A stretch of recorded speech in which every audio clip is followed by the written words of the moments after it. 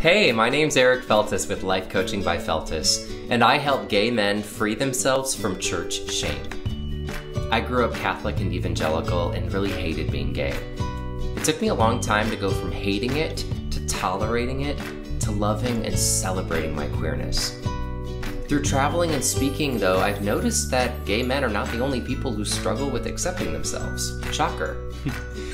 In fact, the coming out process is a universal one, where we are all challenged to risk relationship for authenticity. That's right, we all come out multiple times in our lives. Through coaching and speaking, I tell stories and cultivate connection in order to help others love themselves and the world around them. Right. Oh, you're so participatory. I love that.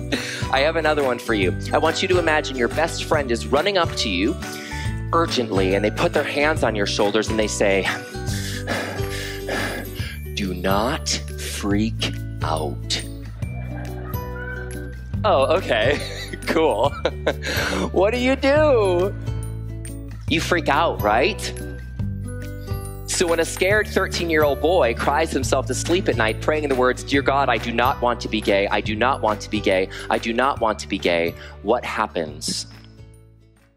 I put into practice a vicious cycle of self-denial, and I would pray the words, "Dear God, change me, change me, change me." And truly, with tears streaming down my face, I believed that God would change me. The word sin originally means to miss the mark. To miss the mark. What can we miss the mark of? Well, what do we believe God is? Unconditional, radical, inclusive love, right? So that makes me feel that sin is missing the mark of love. So when Jesus says, "Sin no more," I believe that Jesus is saying, don't miss the mark of love, choose love. Can you imagine what a 13-year-old boy is experiencing? And if you are an ally, I encourage you to imagine it. And if you are a parent, I ask you to practice empathy by putting your child in my shoes. Imagine what it feels like to be led to believe by your spiritual leaders whom you admire and you trust, and the world around you, that your authenticity is a one-way ticket to burn in the fiery pits of hell for eternity. Can you see the fear gripping inside my head as I justified God's hatred towards me?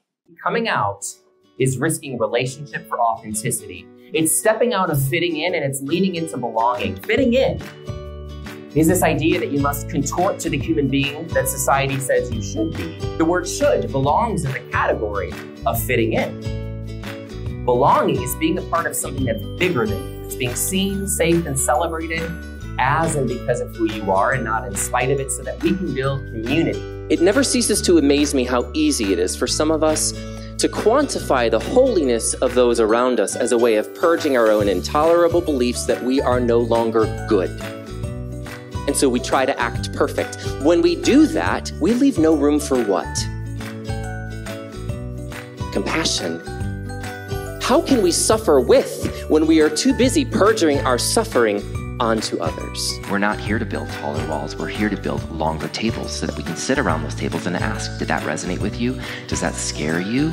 Can I help you? Maybe you need someone to hold you accountable, especially if this resonates with you. And celebrate yourself.